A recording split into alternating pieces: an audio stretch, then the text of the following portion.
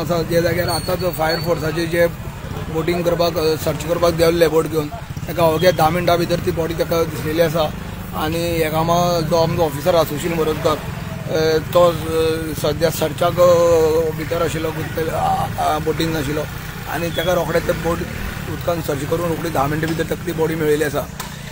तो जे जाग्यार काल दर्शन संतोष नार्वेकर हो जो ट्युशनाच्यान भुरगे जालो तो भुरगो काल व्हाळांतल्यान व्हांवून गेल्लो मोठे पासपोर्टाच्या उदकांतल्यान तो व्हांवून गेल्लो ती बॉडी ताका हांगा मेळिल्ली आसा। गोमंतक टीव्ही खातीर उदगांवच्यान एकनाथ खेडेकर।